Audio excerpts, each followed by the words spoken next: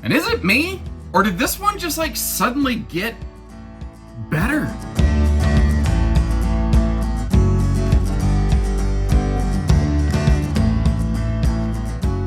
Hey everybody, Josh the RV Nerd here with Bish's RV with the, wow, this is starting off great. Can't even talk. Whatever. Now that we're done with the the weights and the measures, roll that beautiful bean footage with our floor plan in a flash, as I like to call it. As we take a quick look through the 308RL, either Wildwood, Heritage Glen, or Salem Hemipshere, or Hairy Glen, or Heritage Glen, or whatever you want to call it.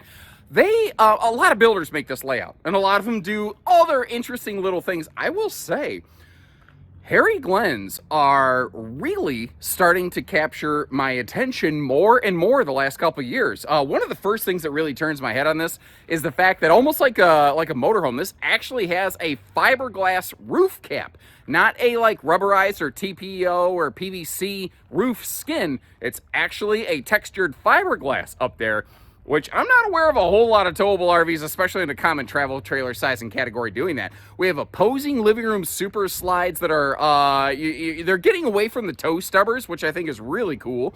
That's one of the improvements. They've improved this actually has double pantries. One you can see, and one is a pantry-tainment center hidden behind the TV. It has all of the windows on the camp side of the RV, which is I think where people prefer to have them.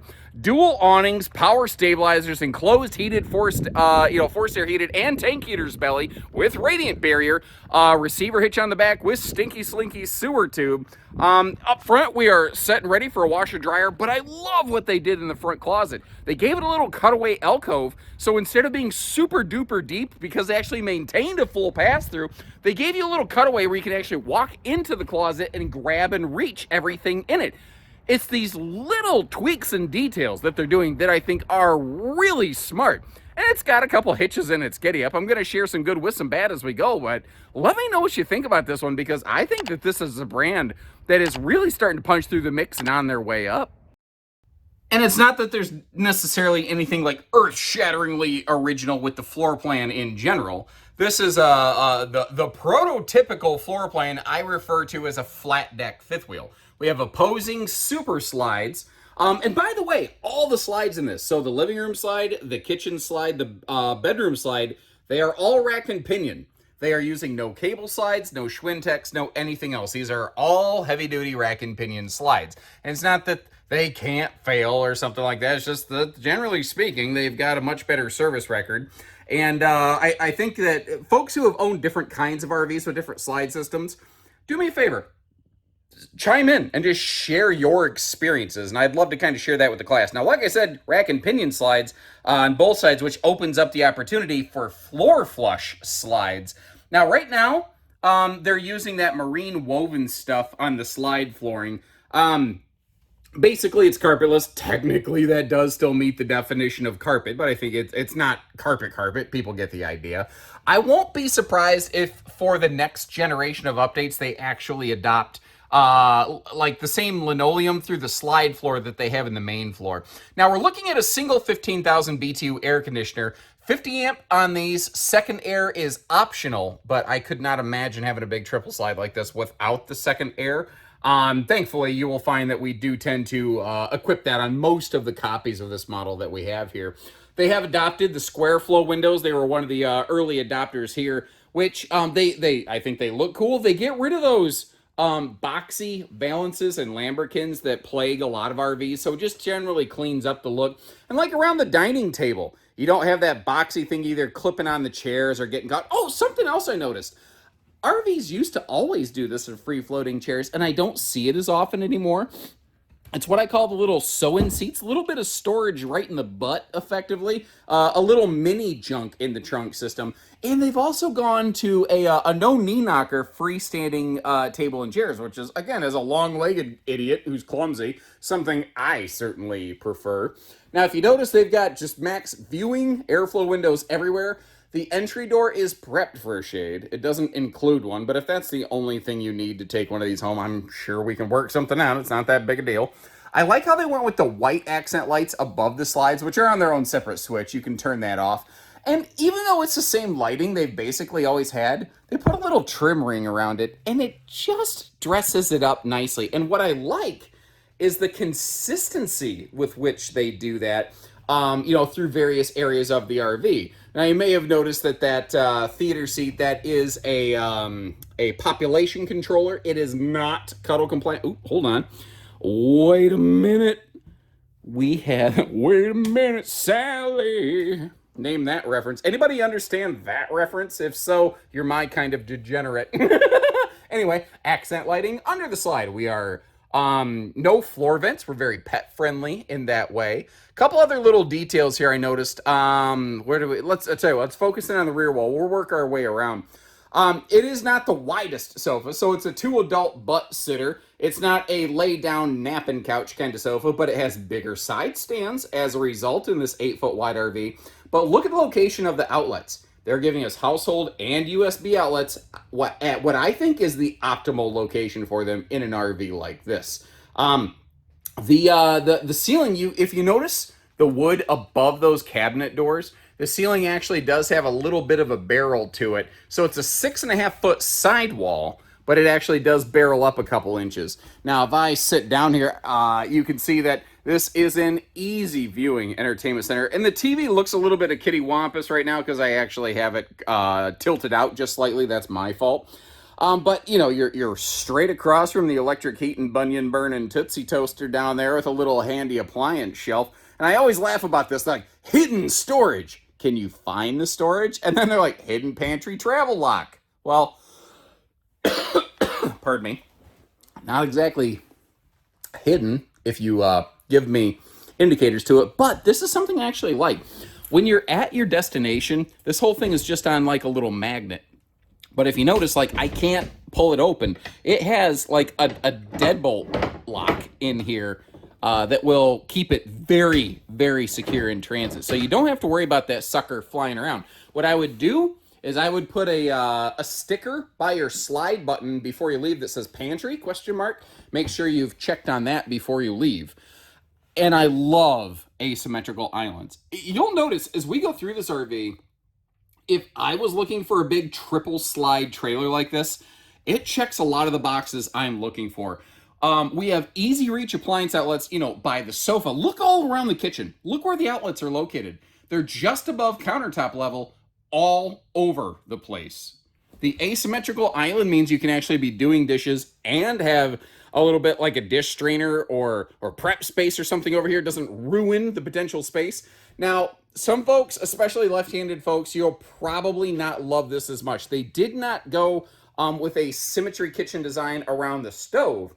But as a result, that means that they gained a huge chunk of counter space over here. And again, easy reach outlets. And I love the location, all the extra little lights and whatnot. So behind that TV is a pantry, but notice next to that 12-volt fridge is yet another pantry. And then over here, we've got the handy dandy, like, little walk-in appliance corner. Small coffee makers might be able to fit in there. I'm not entirely sure. We'll have to take a look at that. But real quick, before we crack open all the storage here, if you look over at the campsite of the RV, the whole thing is just window coverage. And I think given the choice, this is where most people would prefer their windows, but certain floor plans, certain RV designs just don't always allow for that. And you can't just flip every floor plan. Like, I see a lot of people go, why didn't they flip it the other way? Well, you can't always. And, if we're in a specific instance, I could point it out in more detail. By the way, this is easy to miss. You've got the little pull down kind of situation going on. And, unfortunately, we just had not unfortunately, it was very successful. We just had ourselves our open house annual event sale. We had, there were a couple kids that went through every RV, flipped every single sink, and got a little bit of the antifreeze and air pressure lines all over everything in like every RV out here. So we have to go around and like clean the entire lot right now. I don't know why I'm getting it. You don't care. I'm just explaining why there's a Kool-Aid Man crime scene going on in this thing. Anyway, the TV, we talked about it earlier. Let's take a little bit of a look. We can crack that open, and that right there is a pantry-tainment center, ladies and gentlemen. You've got a big pantry hidden behind that thing, and you could use that for your stuff you don't stock and use every day, because next to the refrigerator, You have that. To me, that's your everyday pantry. So the storage behind the TV is just a brilliant use of no space gone to waste. They're just not throwing anything away. Now, under that asymmetrical island, they didn't put any drawers. That is one thing that I would have liked, is maybe a couple drawers on the right-hand side, but the left side is wide open for some nice big trash can type space. And because the table and chairs, it's more of like, it's free-floating chairs than a fixed table on this. The table's very secure. You don't got to worry about bumping the table and spilling your stuff off of it. But you can also get the chairs out of there. So if you don't need all the chairs, you want a space for like a dog bed or a cat bed or something like that, you got a good spot there for it. And again, the sofa is population controlling.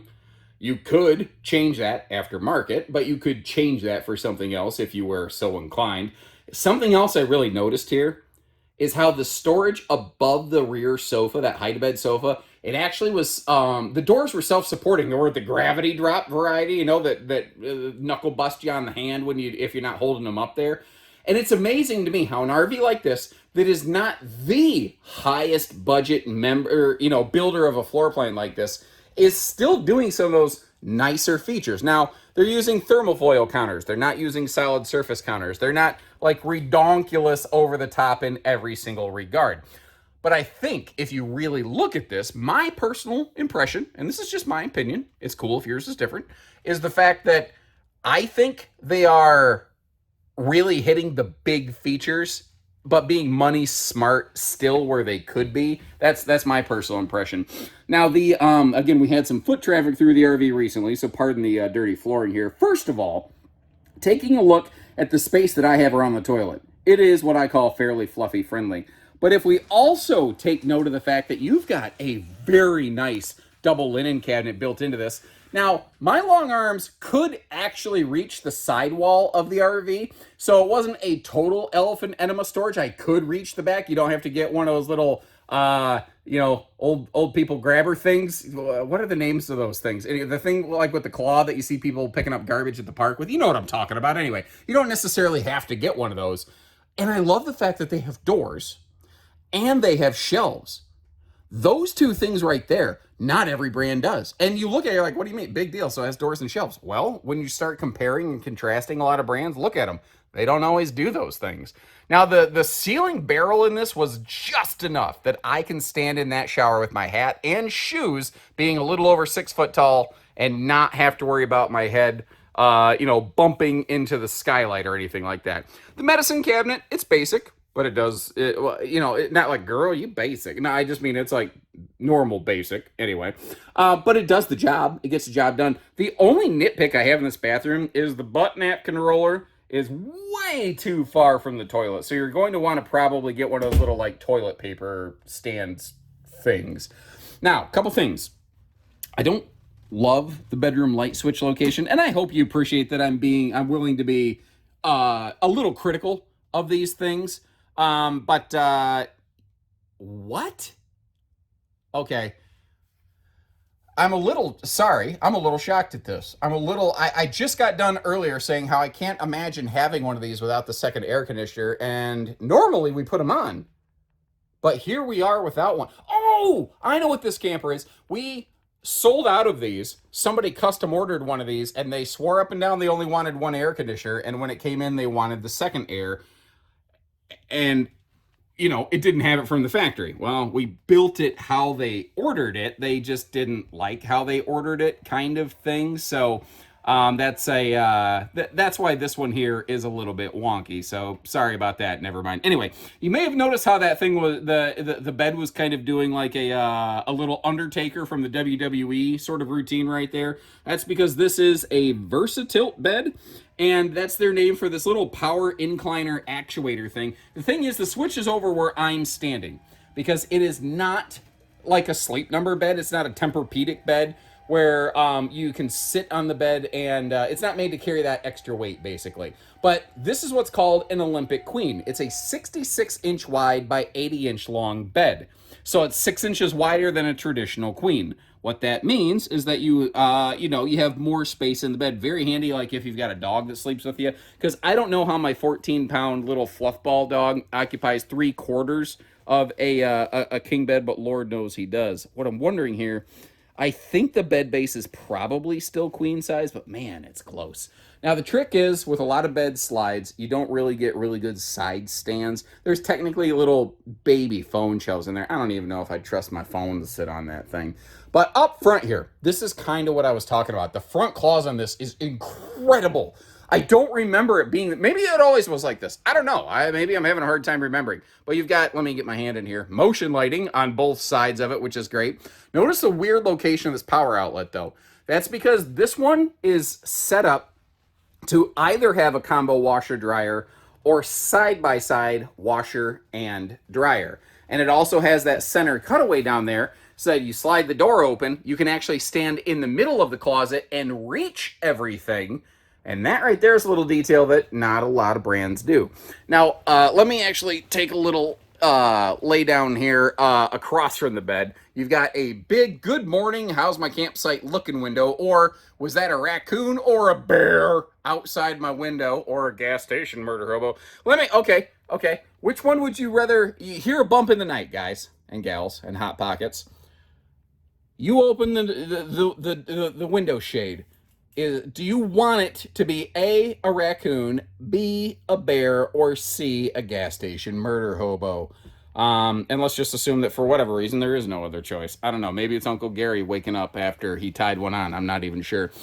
But ignoring all that fun stuff, taking a look at all the storage here. Decent dresser space across from the bed. I do like the built-in laundry hamper type setup on these, though. I think that's actually a pretty cool item. One thing I do want to mention again, it is prepped and ready for either combo or side-by-side washer and dryer, so you can do 2 separate units on this, which I think is very, very cool. One other thing I want to mention, if you want to access the storage below the bed, you need to have the Versatilt bed in the down position. Otherwise, you're going to put too much stress on those struts, and 1, you're going to fight it the whole time, and 2, they might break because they're not made to be used in that position and orientation. So hopefully those extra little details there are something that you find useful. One of the other nice things about this one, well, you know what? Now that I say it, I'm assuming, I know, sorry, my brain forgot how to brain. Let's just go to road mode. Ugh. Sorry, I'm trying to reduce my caffeine intake because my consumption of carbonated sodas has been off the charts, and you can probably tell that by my dad bod. By the way, my little one-off, I don't have these, I can't sell these, I don't have more of these. I don't know, maybe I should or something. My little vest here. Somebody earlier said, why are you the nerd hero? And I realize that now I can't unsee it. Now it absolutely looks like Nerd Hero, which is not what it is. That's the nerd herd, by the way. Anyway, from the entry door, you can get to the bedroom, and you saw how even with the Versatilt bed down, you can still close the slide. So that's cool. So if you don't care about the Versatilt thing, you don't have to. You can obviously, get to the bathroom in transit. However, this one does not allow for any access beyond that. Now, okay, I think we're going to be okay. Something I eyeballed earlier, and I wasn't sure, is if we were going to be able to get to the converter fuse box. There we go. Well, it's going to be hard to get to some of those fuses. Things that make you go, It's not the worst I've seen, but I don't love it. Anyway, if you appreciate how I dive through these extra details like road mode and showing you the converter box in road mode, hit that subscribe button, or don't. I can't tell you what to do. And something I really believe is that every RV's greatest asset is also its greatest liability. So all the big living space, all the nice storage, the washer, dryer prep, the bed slide, all that, those are all awesome features that define this model. They also define it as long and heavy. I do not think half tons should be handling this thing.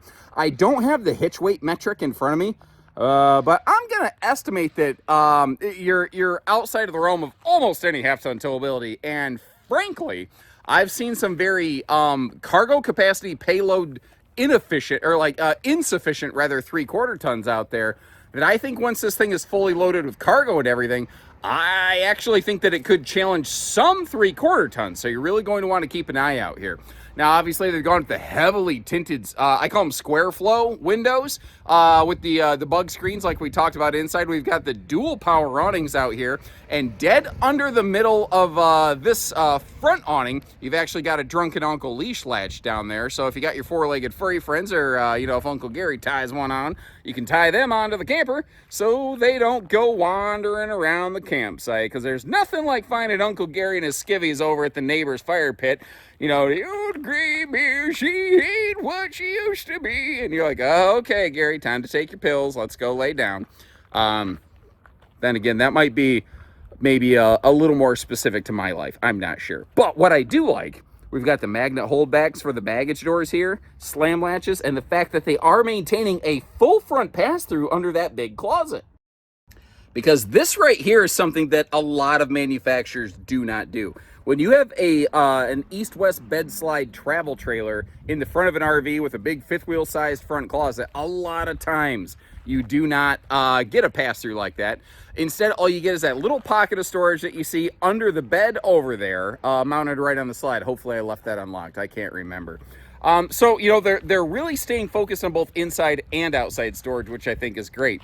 Now, we are in a full Heritage Glen, not the Hyperlight series. This is the big brother, and for the most part, they're so similar, it's not even funny. I'm almost surprised that they technically have two divisions. But one of the things that I noticed on the big brother Harry Glens is the fact that they have a wrap-over nose cap. So this front seam, if you look at it, if you think about it, front seams on RVs are exposed to more frontal weather push and like debris damage flung off the tires and whatnot. And this helps cover the majority of that seam and help protect it by moving that seam from an area of high stress to low stress. Now, obviously where the diamond plate is, yeah, you still have some lower diamond plate down there. Another thing that I'm noticing that is very different on these is the fact that they ride on a Norco chassis. This is not built on a Lippert chassis. So this is like an aircraft style huck bolted kind of chassis frame. Sorry, I got a little lightheaded and the camera work got a little more wobbly than normal. Apologies there. Now, one thing I want to point out is this RV technically has two sewer drains, but most folks are never going to use the front one because this is basically a direct dump outlet exclusively for the washer dryer hookup. So all of your bathroom and kitchen black and gray tanks, those are all plumbed and connected just in front of the tires on the kind of the bottom right of the screen right now. So for general function, this is a single sewer outlet RV. It's not the multi-headed poop hydra that a lot of people would like to avoid. If you choose to hook up a washer dryer, you will be best serviced by having this model parked someplace that has on-site sewer, so you can basically just have the gray hooked right up to, or the washer dryer hooked right up to it and draining. Now your underbelly is enclosed. It is forced air heated. We have holding tank heaters, and we have radiant berry going through the belly. What I'm really appreciating about Harry Glen is that they're starting to be a little more, I think, realistic and non-predatory with their marketing, which you could criticize and say, well, that implies that they weren't before. Maybe a little bit. But the fact is, I think they're trying to make the right moves right now. And they're using phrases like extended season, not like 4 season, which is generally speaking, a total falsehood. Talk to anybody in South Dakota in the winter. They're going to tell you that. Hot, cold outside utility shower on the left, black tank flush right over here next to the tankless on-demand water heater. They only use the 60,000 BTU tankless heaters, not the 42. The difference there, they'll both give you a hot shower. This one will give you hot shower and hot water in the kitchen sink at the same time. Now down here, we've got Goodyear Endurance radials, although I think the spare is still an import. I don't want to like overpromise that or anything. You've also got some a little bit wider stance suspension here. And especially, that is very helpful on a longer rig like this because it will help the RV not sway, bounce, and wiggle so much. It'll give it a little bit better tracking and handling in transit. Now, obviously up top there, we've got that fiberglass roof cap. Again, a lot like a lot of motorhomes. Now, the thing I want to stress is like, if someone's going to be a predatory marketing agent, they're going to talk about a fiberglass roof and like, they're going to use phrases like no upkeep and stuff like that. Get away from those people. This RV still has seals on the roof that you still need to be responsible for maintaining. So it has the same weakest link in the chain as anything else. But the biggest skin over here is actually that fiberglass roof cap, effectively. The person behind me, I think they were hoping to mess this up, but I'm not going to give them the satisfaction. That's one of the fun things about living in a small town. Anyway, actually, what's funny is last week somebody was doing that constantly. They were driving back and forth constantly, kind of trying to harass me as I was recording by the road. There happened to be a member of our local authorities at the gas station right next door who caught on to this and wrote them a ticket, which I thought was just some instant karmic retribution right there. But hey, that's just me.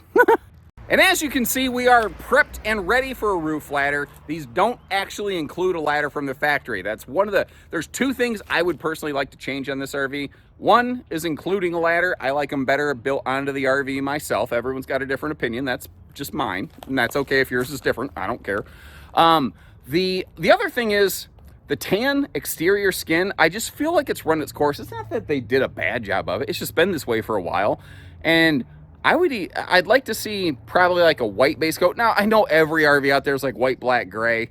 I think that a color palette like that would actually look really good on this though, but I also think a lot of people would say, well, you look like a Brinkley. So my thought is I would like a very light gray base exterior color with maybe some black trim or something like that to help set it off. I don't know. What do you think about the look? Should they leave it as is, or how would you like them to look on the outside? So I was basically done, but I noticed something walking away at the last minute. A lot of manufacturers, if fender trim, runs off the slide, they'll go ahead and split it. But they only had like a 6-inch overlap here, but I don't know that I love that dangling off the end of the slide right next to the stairs. Now, I don't think I'm gonna snag my leg on it. I don't know. I don't love that. But once again, they're not the only company that builds this layout. So I'm going to leave you some links in the video description to check out a few of the other builders of this model. This general floor plan, like Reflection. Maybe I've got some Eagle. I know J-Fly does a bunch of brands do some things like this. And let me know. Leave me some comments. Good, bad, or ugly in between. How do you feel about this one? No wrong answers. I appreciate any feedback as long as it's acceptable for children to read. I don't care. Short of that, when you're ready, we're ready. We don't do hidden dealer fees. We just do everything else to take care of you. So take care, stay safe, have fun, and happy camping, everyone.